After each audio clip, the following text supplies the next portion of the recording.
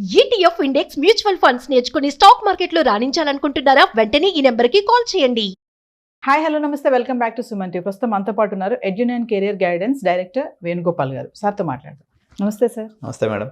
Sir, ఇప్పుడు అమెరికాలో ఉన్నటువంటి మన ఇండియన్ సాఫ్ట్వేర్స్ పరిస్థితి ఎలా ఉంది? మన ఐటీ జాబ్స్ అసలు ఉంటాయా పోతాయా అంటే మీ అనాలైసిస్లో ఏం చెప్తారు సార్? మేడం, ఇప్పుడైతే ట్రంప్ అయితే అడ్మినిస్ట్రేషన్ అయితే స్టార్ట్ అయిపోయింది. మనకి జనవరి నుంచి ఆయన ప్రెసిడెంట్గా ప్రమాణ స్వీకారం చేసిన తర్వాత అమెరికాలో పెనుమార్పులు వస్తాయని చెప్పాలి. ఎందుకంటే డొనాల్డ్ ట్రంప్ అనే వ్యక్తి బిజినెస్ ఫ్రెండ్లీగా ఉంటాడు అండ్ ఇమ్మిగ్రెంట్ యాంటీగా ఉంటాడు. ఈ రెండు విషయాలను గమనించినప్పుడు H1B మీద ఎవరైతే అక్కడ ఉన్నారో వీళ్ళకైతే తిప్పలు తప్పవు మేడం. ఎందుకు అంటే ఇంతకుముందు ప్రీవియస్ అడ్మినిస్ట్రేషన్లో కూడా వాళ్ళందరినీ ముప్ప తిప్పలు పెట్టి 3 చెరువులు నీళ్ళు తప్పించాడు ఆయన. ఆయన యొక్క కాన్సెప్ట్ ఏంటి అంటే ఇమిగ్రెంట్స్ వచ్చారా, మనకి ఇక్కడ ఇన్వెస్ట్ చేశారా, వెళ్ళిపోయారా అంటే బాగా టాలెంట్ ఉన్నటువంటి వాళ్ళని తప్పనిస్తే ఎవ్రీ 1 ఇయర్కి ఒకసారి ఇప్పుడు ఏమైపోద్ది అంటే మేడం, ఒక ఫ్యామిలీగా అక్కడ పోయి ఉంటారు, పిల్లల్ని చదివించుకుంటూ ఉంటారు అనమాట. అంటే ఇప్పుడు మన ఈ జనరేషన్, యంగ్ జనరేషన్ ఎవరైతే ఉన్నారో 25, 30, 35లో ఉన్నటువంటి వాళ్ళందరూ కూడా నిరంతరము ఈ వీసా యొక్క స్ట్రగుల్లోనే వాళ్ళ జీవనాన్ని నెక్స్ట్ 4 ఏళ్ల పాటు గడపాల్సిన పరిస్థితి అయితే ఉంది. ఇప్పుడు మాకు తెలిసినటువంటి ఎంతోమంది మిత్రులు, లేకపోతే మాకు తెలిసినటువంటి ఫ్రెండ్స్ వాళ్ళ పిల్లలందరూ అక్కడ కూడా వాళ్ళు ఈఎంఐలు తీసుకొని ఇల్లు కొనుక్కొని ఉంటారు, అదేవిధంగా కారు కొనుక్కొని ఉంటారు, పిల్లల్ని చదివించుకుంటూ ఉంటారు. వాళ్ళంతా కూడా ఒక రకంగా చెప్పాలంటే డిస్టర్బ్ అయిపోయినటువంటి పరిస్థితి. ఎవరైతే అక్కడ గ్రీన్ కార్డ్ హోల్డర్స్ ఉన్నారో వాళ్ళ వరకు మేలే మేడం, వాళ్ళకి ఎటువంటి ఇబ్బంది లేదు. ఎవరైతే H1B మీద ఉన్నారో, లేకపోతే డిపెండెంట్ వీసా మీద ఉన్నారో, L1 మీద ఉన్నారో, స్పౌస్ జాబ్ చేసుకునే దానికి అవకాశం ఇవ్వద్దని చెప్పేసి ఈయన ఒక పాలసీ పెట్టుకుంటాడు.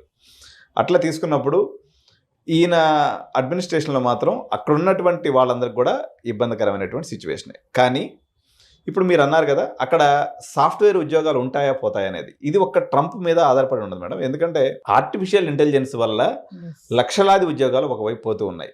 కానీ ట్రంప్ రావడం వల్ల ట్రంప్ ఏమంటున్నాడంటే ఇప్పుడు ఈయన కొన్ని విషయాలకు వ్యతిరేకంగా ఉంటాడు. ఫర్ ఎగ్జాంపుల్, ఇప్పుడు ఉదాహరణకి ఉక్రెయిన్కి బిలియన్స్ ఆఫ్ డాలర్స్ అమౌంట్ అనేది మన అమెరికా అనేది స్పెండ్ చేస్తూ ఉంది. అదేవిధంగా మన ఇజ్రాయెల్కి కూడా స్పెండ్ చేస్తూ ఉందన్నమాట. పర్యావరణ పరిరక్షణ కోసం కొన్ని వేల డాలర్స్, లక్షల డాలర్స్ వీళ్ళు స్పెండ్ చేస్తూ ఉంటారు అనమాట. ఇటువంటి ఫండ్ మొత్తాన్ని అమెరికా యొక్క మార్కెట్స్లోకి తీసుకొచ్చి అమెరికా వెల్ఫేర్ కోసం ఖర్చు పెట్టాలనేటువంటిది ట్రంప్ యొక్క ప్రధానమైనటువంటిది.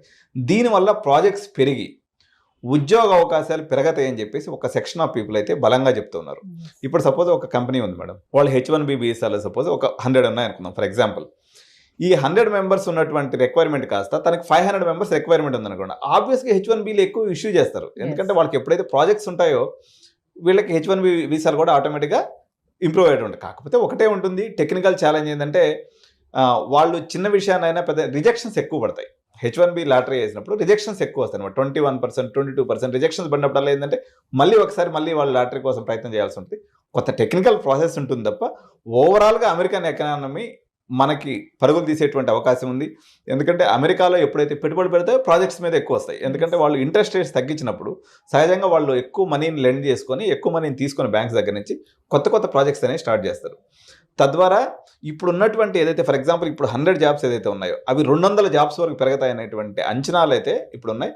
దానివల్ల అమెరికన్ ఎకానమీ ఎప్పుడైతే బూస్ట్ అవుతుందో తద్వారా ఉపాధి అవకాశాలు, అదేవిధంగా సాఫ్ట్వేర్ ప్రాజెక్ట్స్ కూడా పెరుగుతాయి. ఎన్ని ఉన్నప్పటికి కూడా ఇంత ఎవరైతే ఉన్నారో 100% అందరూ సస్టైన్ అయ్యేటువంటి అవకాశం లేదు.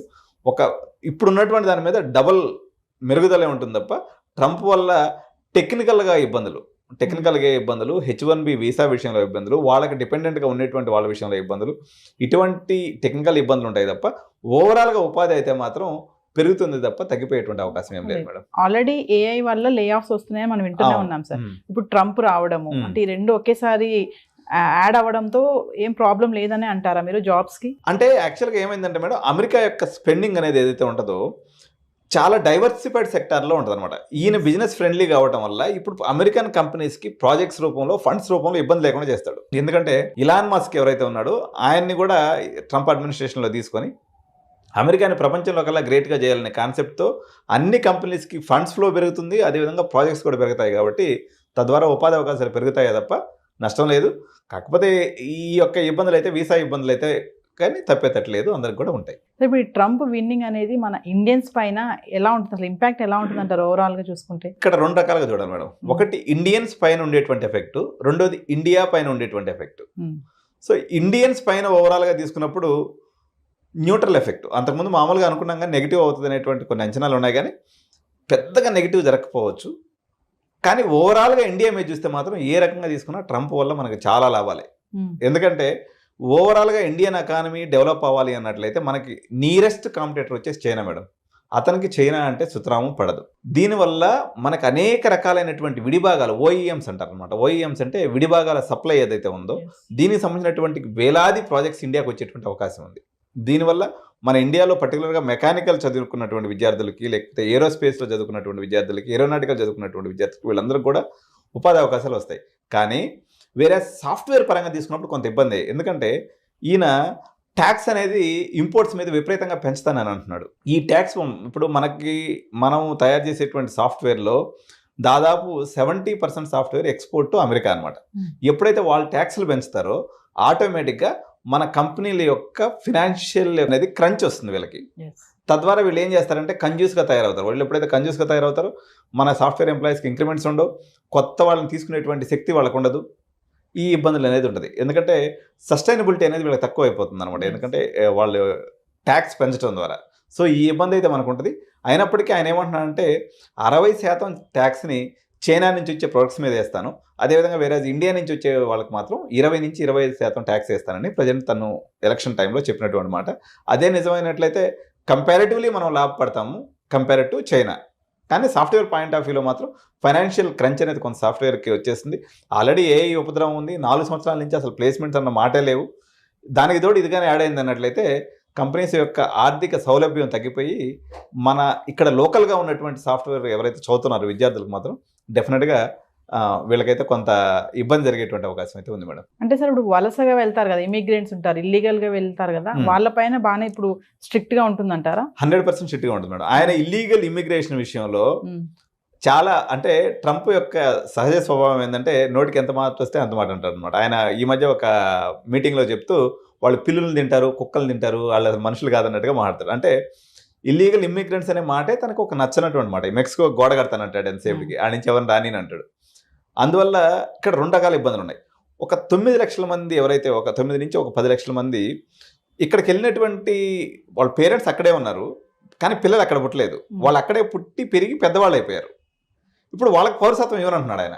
ఫస్ట్ అదే ఇప్పుడు పాపం వాళ్ళు ఒక 10 లక్షల మంది, వాళ్ళు పాపం 10th క్లాస్ ఎక్కడ చదివిండ్రు, ఇంటర్ ఎక్కడ చదివిండ్రు, డిగ్రీ ఎక్కడ చదివిండ్రు, పాపం అక్కడే ఉన్నారు. వాళ్ళకి అసలు మామూలుగా ఇండియన్ ఫ్రెండ్స్ కూడా ఎవరు లేరు.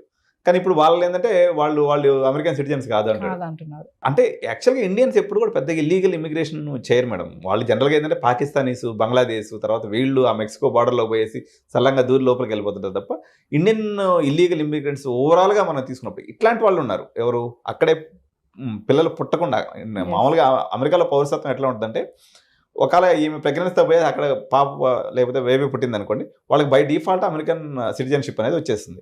అట్లా కాకుండా పిల్లలు పుట్టిన తర్వాత అక్కడికి వెళ్ళింది అనుకోండి, అక్కడే పెరిగి చదువుకుంటారు, కానీ వాళ్ళకి ఇప్పుడు గ్రీన్ కార్డ్ రావడానికి 100 ఏళ్ళ క్యూ ఉంది. వాళ్ళకి ఇప్పుడు గ్రీన్ కార్డ్ వచ్చే అవకాశం లేదు. సో ఈ గ్రీన్ కార్డు విషయంలో ఆయన ఒక పాలసీ తీసుకుని ఏదైనా ముందుకెళ్తే ఆయన 2 రకాలుగా చెప్తాడు.